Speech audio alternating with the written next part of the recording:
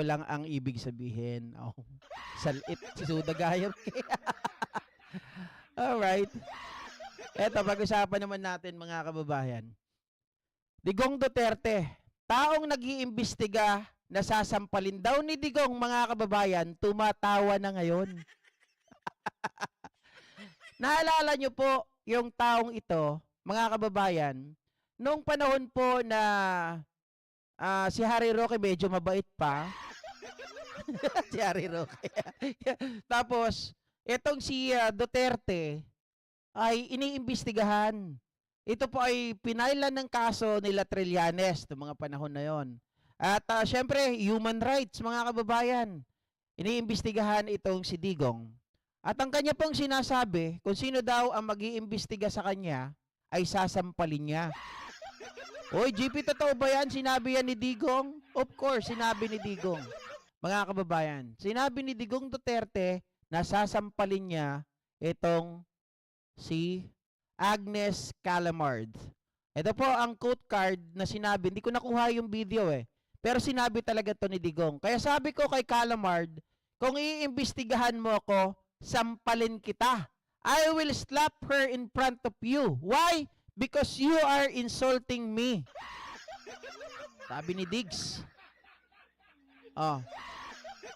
Eto, biglang si Calamard, si Agnes Calamard, isang former UN human rights expert, sabi niya, mga kababayan, matapos po na si Digong ay mahuli at dalhin dun sa dahig, Netherlands, sabi niya ganon, to all those in power now who think they are above the law, think twice. Think carefully. Time will come. You will not enjoy impunity forever. No matter how powerful you are now. Mga kababayan, nagpapaalala, mga kababayan, doon sa mga akala daw nila habang buhay daw ang power, 'di ba? Habang buhay sila yung nasa pwesto, sila yung malakas. Mag-isip-isip daw kayo 2 beses or baka hindi lang 2 beses. And of course, mga kababayan, maliwanag dito na 'di ba? Ito ay isang karma ni Digong Duterte. Biruin mo ba naman? Murahin mo ang Panginoong Diyos. Tapos pumatay ka ng napakaraming tao. Uy, JP, hindi naman siya pumatay ng 30,000. Sinabi ko ba? Pero siya ang nag-utos. At meron din siya mga ginawa na pagpatay ayon mismo sa kanya. Dahil sinasabi niya na inubos niya yung tao sa Domoy bombing, 'di ba? Yung Domoy Sunday bombing, may hinulog siya doon sa eroplano, nagtatanim siya ng ebidensya at kung ano-ano pa. Ngayon, mga kababayan, buti nga hindi siya sinabihan ni Agnes Calamard, akala ko ba sasampalin mo ako? Nakakulong ka na ngayon, paano ka? 'Di ba? Masyado kasing mayayabang masyadong mga arugante, akala mo forever na sila sa pwesto. Akala mo hindi na sila maalis, 'di ba? Ang power, mga kababayan, ang nagbigay sa inyo yan, ang Panginoong Diyos. Hindi yan habang buhay. Impunity. 'Di ba? Akala kasi ni Digong Duterte ay may exemption. Akala niya siya yung taong hindi tatablan ng mga bagay-bagay. Yes, hindi ka tinablan ng mga panahon na yon kasi ikaw ay may immunity. Pero ngayon, hindi ka po, mga kababayan, masisave ng impunity na sinasabi mo dahil hindi lahat ng pagkakataon, 'di ba? Hindi lagi, mga kababayan, ikaw ay hindi pananagutin ng batas. The fact always remains na kapag ikaw ay hindi na presidente, hindi ka na immune or mawawala na po, mga kababayan, yung immunity mo. 'Di ba? Kumbaga, kung may mag-file ng kaso sa iyo, sigurado tatamaan ka. Hindi ka na basta-basta makakapagtago. Hindi mo magagamit masyado. Or magagamit mo pa rin, pero siguro sa palagay ko, masasabi natin na hindi na nila kayang gamitin yung power nila noon, kagaya ngayon. 'Di ba? Yung tinatawag nila na weak leader, na yung sinasabihan nila na bangag, yung sinasabihan nila na nakasulat sa drug watch list or PDEA list or PRRD list, mga kababayan, yun ang bumabalagbag sa kanila ngayon. Kaya nga si Basti, kahit anong sabihin niya, kahit anong panunumbat ng hamag, wala ka nang magagawa. Kahit anong pagbumura mo, kahit anong panunumbat mo, kung hindi kayo naging palalo, kung hindi kayo sumobra, kung hindi kayo naghangad ng kapangyarihan muli, 'di ba? Kung nanahimik lang sana kayo. Totoo naman 'to eh. Sasabihin ko, kung nanahimik lang kayo, kahit siguro may kasalanan kayo, mangingipit balikat na lang, 'di ba? Para sa ikabubuti ng bansa natin. Eh kaso makukulit kayo eh. Oh. Ay, shoutout Leonida Negrillo ha. Sige po, Ma'am Eva Narita. Sarapan niyo po. PBBM loyalist, shoutout sa'yo. Maya, nakasakit ng damdamin na lahat tayo nagkagulo ng dahil sa mga Duterte. Actually, totoo yan. 'Di ba? Lahat, ang totoo, ang mga Pilipino dahil sa mga Duterte, naging negative. Negative ang impact hindi lang sa bansa natin, hindi lang sa Pilipinas, kundi sa buong mundo. Marami kasi, bakit ko nasasabi, GP? Unang-una, mga kababayan, nung panahon ni Duterte, tayo ay nadala. Tayo ay nabitbit.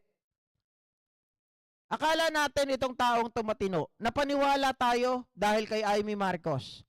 Akala natin ito ay kasama natin sa pag-unlad ng bansa natin. Nangako, nakakalabanin ng China na hindi pa bubuli, pero yung pala naging tuta. Yung Peking drug war na ginawa niya, ang resulta, yung mga nakachinelas lamang ang mga napapatay. 'Di ba? Tapos dahil sa sobrang kagalakan, sa sobrang nagtiwala tayo sa kanya, binitbit natin yung kanyang gawa. Ano yung mga gawa niya? Pamura-mura. 'Di ba? Mga kababayan, nadala 'yon. Yung pagiging aggressive, nadala din 'yon ng mga followers. Ano pa yung mga nabitbit? Kita nyo yung mga nakapaligid kay Digong. Manyakul. Puro manyak. 'Di ba? Oh, yung mga pahalik-halik, yung pagsisinungaling. Mga kababayan, nabitbit din 'yan. Sino ang patunay? Sara Duterte. 'Di ba? Yung sinabi niya na BBM resign dahil hindi mo kaya, hindi mo mapakita ng pagiging presidente mo. Wala kang karapatan. Kinabukasan, sabi niya, wala akong sinabi na BBM resign. Sino ang nagsimula niyan? Mga kababayan. 'Di ba? Si Digong. Yung papalit-palit. Yung mga pangako na napapako, si Digong din. Kumbaga, pati tayo, nung panahon na yon, inaayawan ng ibang bansa. Oy, GP, wala ka namang katibayan ha. Di ba balitang-balita na kapag si Digong pumupunta sa ibang bansa, mga kababayan, inaayawan siya, may mga table daw, na kapag halimbawa Asian Summit, mga ganon. Tapos si Digong nandito sa lamesa na to, yung iba nandoon, hindi siya nilalapitan kasi asar sa kanya. Oh. Yung pagiging antichrist, wala man lang, mga kababayan, nakaisip na mga spokesperson niya na huwag kayong maniwala dun sa sinasabi niya, nagbibiro lang. Samantalang, di ba kapag halimbawa sinabi niya, I am taking Mary Jane in order for me to stay awake, isang oras lang, sasabihin kaagad nung kanyang mga spokesperson, ay hindi, nagbibiro lang yan si Tatay Diggs. Pero yung tungkol doon sa pagmumura niya sa Panginoong Diyos, pagdudura niya sa simbahan, wala silang ginawa na hindi man lang nila ito ikinorek. Ano ang impact nun, mga kababayan? marami sa kababayan natin, mga ka-GPnatics natin, mga Duterte supporter, nagalit din sa Panginoong Diyos.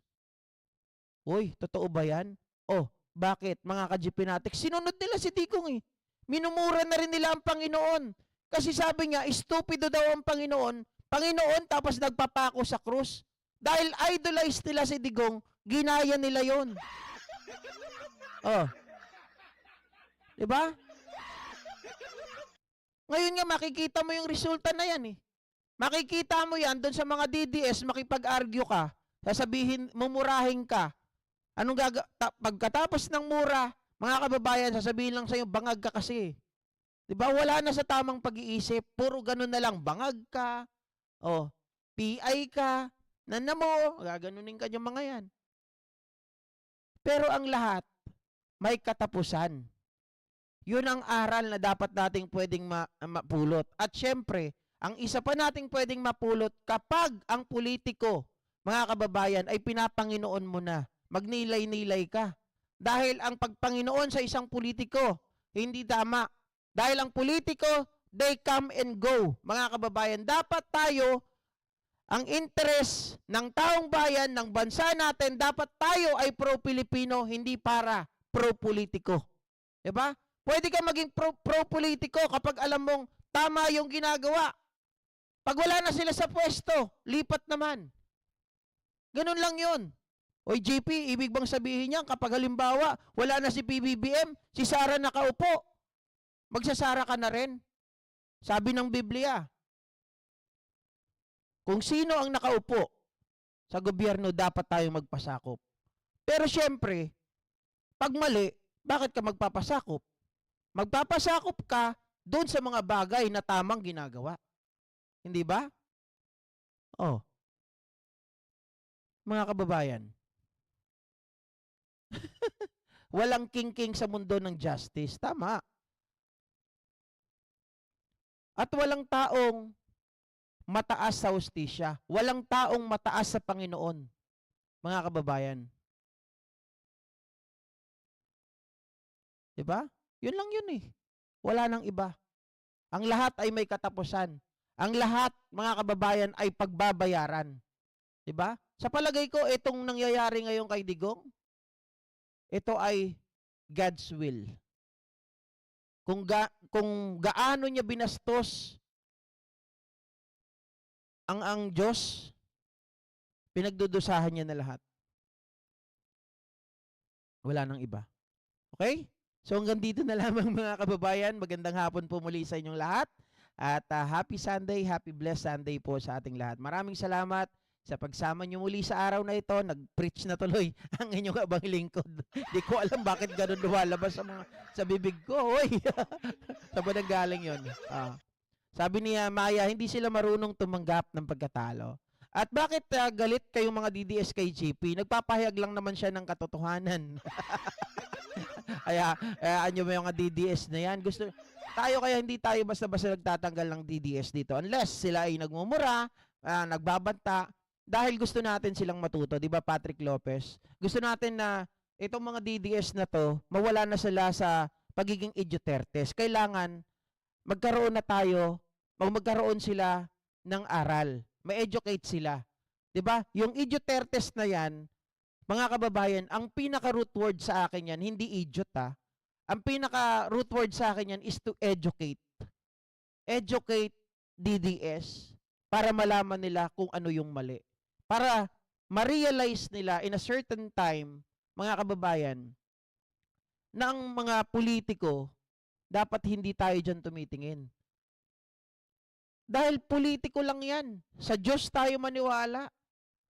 Siya lang ang nakakaalam. Siya lang ang pwedeng magtanggol sa atin. Siya lang ang pwedeng may magawa sa buhay natin. At yung mga politiko na yan, hindi kayo dyan yayaman. Tandaan ninyo, hindi gaganda ang buhay ninyo sa mga politiko na yan. 'Di ba? Ang pag-unlad ng pamilya mo, ang pag-unlad ng sarili mo, dahil yan sa pagsisikap mo. May magtatanong na naman, Oy GP, ikaw nga kahit papaano umangat ka na dahil sa pag-vlog mo sa mga politika. Iba naman yun. Mga kababayan, yes indeed, politika, politics ang content natin. Pero hindi po sila ang nagpaangat sa akin. Ang nagpaangat sa akin, yung sarili kong desisyon, yung kagustuhan ko, yung willingness ko, at yung pagtsatsaga ko. 'Di ba? Yun lang naman yun eh. Hindi dahil sa politiko. Kasi pa, once sinabi nyo politiko, eh sila yung nagbibigay, hindi ganon. Si YouTube ang nagbibigay. Dahil yun sa hard work, dahil yun sa willingness, dahil yun sa pagtsatsaga, mga kababayan. Kaya nagsasucess ang isang tao. Pero kayo, OFW, mag-isip-isip kayo, kaya kayo nandyan. Oy, guys, hindi ako against sa OFW ha. Ang nanay ko, more than 35 years sa ibang bansa. Sobrang mahal ko yung mga OFW. Alam niyo kung bakit? Ako ay ano eh, sa 35 years na yon, mga kababayan, hiniling ko sa Panginoong Diyos na yung 35 years na yon ay sana naibigay sa akin. Kasi parang sabik ako sa nanay na hindi ko nakasama ng 35 years.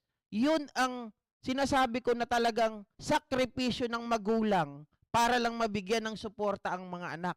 Although sa akin, in my part, sorry na, kung nakikinig ka lagi, nanonood sa akin eh. Sa akin, minsan, pero hindi ako nagtanim ng galit, no? Talagang hindi kasi ako naging priority ng nanay, ang mga kuya, dahil maliit pa nga ako noon. Pero hindi po ako nagtanim ng galit. At ang mga kuya ko, tatay ko, katiwaldas, parang mayor dati, kapag nagpadala ang nanay, inom dito, babae doon, pati yung mga kapatid ko, ganun din. Pero wala akong tinanim na galit. Kumbaga para sa akin, if you could back time na magkasama kami ng nanay ko yung 35 years, no, ang sarap kaya nung kayakap mo lagi yung nanay mo. Kaya kayong mga OFW, magtrabaho lang kayo para sa pamilya ninyo. Kayong mga anak, magsikap din kayo para sa magulang ninyo.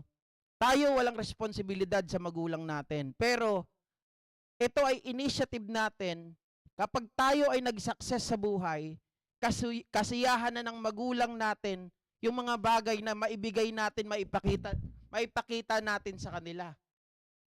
'Di ba? Yung sa akin, mga kababayan, ka-GP Natics, alam nyo ba? It's really my honor na ako isang bunsong anak. Kahit na ganon, sabihin natin na ito gamitin ko lang yung word hindi ito talaga yung gusto kong gamitin. Pero ito lang yung naiisip ko. Siguro sa magkakapatid, less priority ako ng magulang ko dati. 'Di ba? Less priority despite the fact na ako ay may kapansanan. Kasi ang sinasabi ng magulang ko sa akin, ng mga tsuhin-tsahin ko, lahat ng mga kamag-anak namin, ayaw ka namin tulungan. Bakit? Kasi may sarili kang mundo. Ayaw ka naming tulungan kasi ikaw, kaya mo yung sarili mo. Remember meron po akong kapansanan sa mata. 'Di ba? Kaya yung nakikita nyo, lagi ako nakasalamin. Pero nagsikap ako. Pero it is really my honor na ako yung talagang gusto ko ang nanay sa akin. Kasi gusto kong ipakita, gusto kong iparamdam na, alam nyo yun, if, no words can really explain. Eh, yung mga kapatid ko, ano yan sila sa akin eh, yung mga kuya ko, sabihin ko, akin yan si nanay. Huwag nyo nang ipagdamot. Ganun lang, mga kababayan. Ako po, nakikiusap sa mga DDS dyan. Huwag kayong magpadala sa mga politiko na yan. Politiko lang yan. Hindi po kayo matutulungan yan. Hindi nga kayo kilala niyan eh. 'Di ba? Hindi po kayo ipagtatanggol niyan. Pababayaan lang po kayo niyan. Tandaan ninyo. Ang pagiging panatiko dapat may hangganan. Tuldukan niyo po pag alam niyo mali na yung tinuturo sa inyo. 'Di ba? Maraming salamat po muli sa inyo lahat, guys. Sa mga lahat ng nakinig. Hindi po sa pagyayabang. Yung may mga kapansanan diyan, gusto ko na maging inspiration niyo po ako. 'Di ba? Dahil ako po, sa totoo lang, mula't mula nung nagkaisip ako 5 years old, sa ibang tao na ako lumaki. Pero hindi po ako kahit binubuhay ako, hindi po ako nagpadala doon. Nagtrabaho ako, nagsumikap ako, nag-aral ako. Hindi man ako nakatapos, pero lahat ng kayang gawin ng normal na tao, nagagawa ko po. Maraming salamat.